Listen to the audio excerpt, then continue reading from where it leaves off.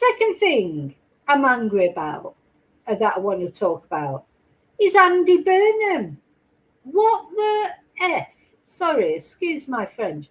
What is going on with Andy Burnham? So now let's see. So we've got Prime Minister Keir Starmer, who actually is a good Prime Minister, certainly compared to the ones we've had over the last 14 years or whatever, who's doing well. He's made mistakes. You know, all Prime Ministers make mistakes. But believe me, he's very well respected everywhere. Like, you know, and he's doing well. He's getting to grips with Britain, I think, slowly and that. But, you know, he's only been Prime Minister 2 years.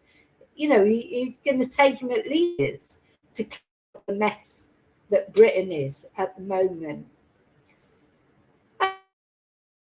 And then it all seems, you know, okay, like, I know popular with a lot of people, but all prime ministers, I'm going to be everybody.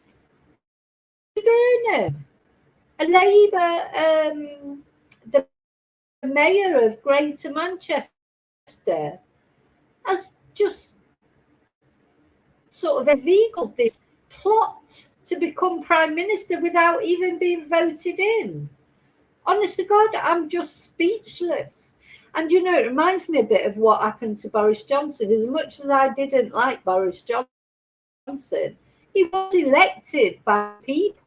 What's hypocrisy, is it? If you elect someone and you get a landslide victory like Boris Johnson did, and then Keir Starmer did, and then somebody can just waltz in and remove them without it going to a vote from the people. And what is going on? And as you say, Heather, look at the state of Manchester. You know, look at the state of Piccadilly Gardens, like you saying and that. Oh, Moonbeam, you still local election. Well, this is exactly what I'm trying to say, because there's a couple of politicians I'm going to talk about now, UK politicians. What is going on? Finally, we've got a Prime Minister who, whatever anyone says about him, they might like him, not like him, he is a decent man at least. And, you know, he has made mistakes, but he was doing something. He didn't need to become Prime Minister. You know, been successful in his career as a criminal, whatever he was. So, you know, more of that fashioned commission petition. Whereas now you've just got these bloody money grabbers, ego, everything. They don't care about the people. Andy Burnham doesn't give a toss about Manchester, it seems, or anything. So what he's done, he's got somebody deliberately resigned from their seat, so there had to be a by-election. Put Andy Burnham in as a candidate because he has to be an MP before he can become leader of the Labour Party. So they did that, and now he's going to become leader of the Labour Party without a vote or anything, and then he's going to become Prime Minister. So within a week or so, a couple of weeks, Andy Burnham will be Prime Minister, but nobody voted for him. Honest to God, I've just watched it all happen, like in shock. I'm just like, how dare you? How dare you do that? You snake. And he's such a smug git. I mean, I used to think he was all right, but the more I watch him now, he's releasing all these bloody TikToks and this, that, and the other. Well, you know, and you can see the glee in his face. The other thing we have to remember about him, he was in Parliament before, but he never did anything. You know, he was supporting Jeremy Corbyn, who never won an election. Another one. All these Labour people not standing behind Keir Starmer. Keir Starmer stood behind Jeremy Corbyn, you know, because that's loyalty. Where's the loyalty? You know, if you have no loyalty, and Burnham, he just wants to be Prime Minister through the back door. He couldn't do it. He's been Labour Party twice before and he never got voted. He never got elected.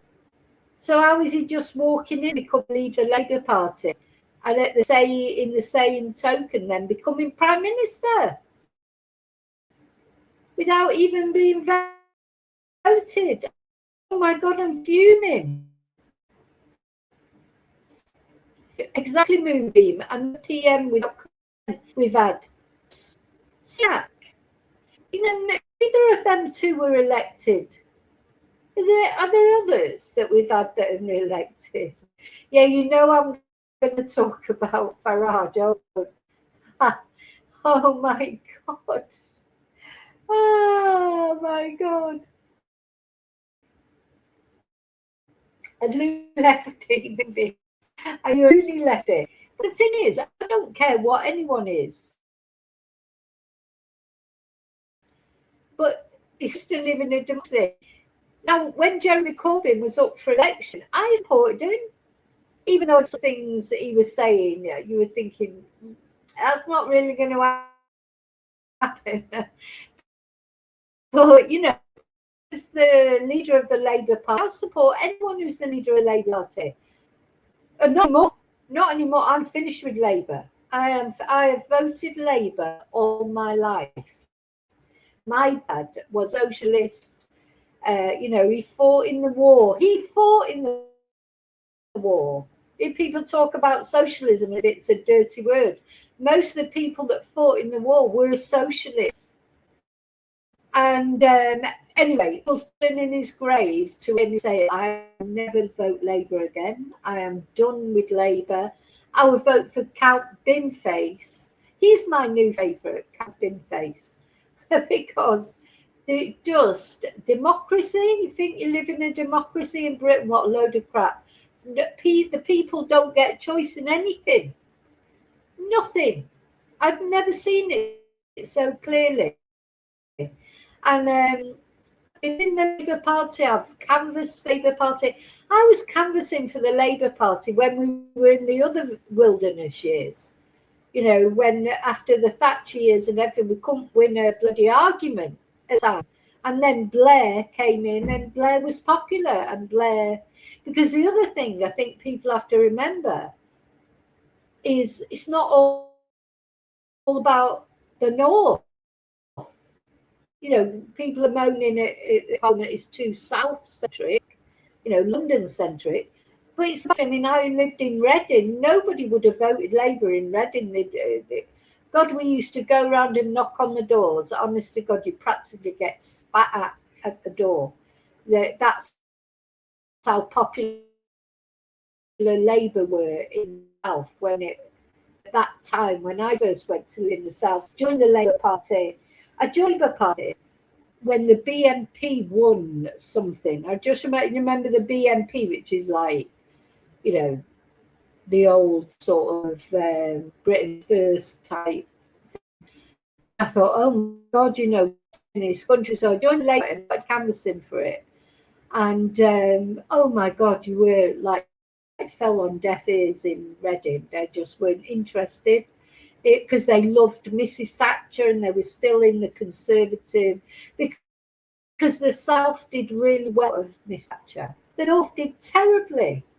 You know, I saw the results of Thatcher's policies in the North as well. And then I moved down South and you can see that in the South, her policies just seemed to work there. I don't know. But so she was so popular. So I've done all that. I've gone round and knocked on doors for the Labour Party. I'll tell you now, I never would recommend.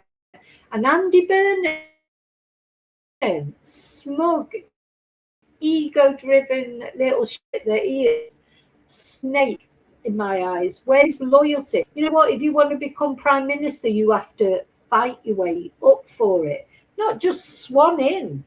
Like, oh, hi, yeah, bye, Keir, I'm Prime Minister now.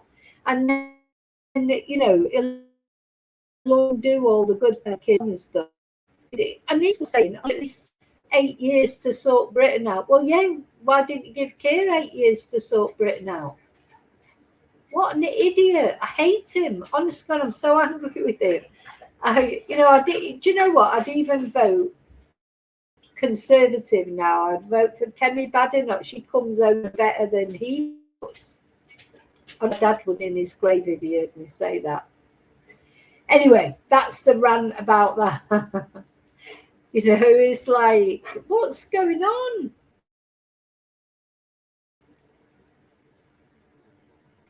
Oh, but and this is we're at. I'm just looking at the chat now. They never bother voting. People fought for a vote. It's what this is what my dad instilled in me, how important vote was. Because he remember days when children were sold in Manchester under the arches in the centre of Manchester. Children were sold for the industrial things. That was in my dad's living memory. People taking their kids there and selling them off. And the workers was terrified of the owners because they were always just a step from the workhouse. And then, of course, it was the war, and they came out of the war and they built all these council homes, which Mrs. Thatcher then sold off.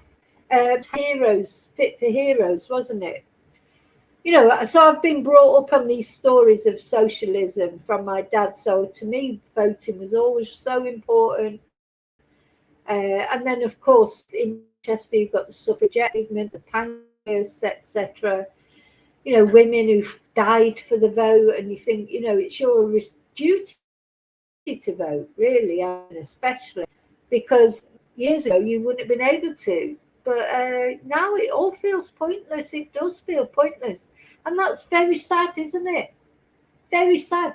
But I remember a friend of mine saying to me a few years ago, well, when I lived in Reading, when I was working on the tote, and he said, if voting ever changed anything, they would abolish it. And I thought, yeah, that's how it feels now, isn't it? Sending you out to vote, what difference does it make? So that's the first bloody Andy Burnham. I was going to show his photo, but you know what? I don't think I can even look at his smug face. I'm trolling him like mad on social media every time. I don't follow him, but his comments come up sometimes on my feed, and I always have a go at him. Snake, absolute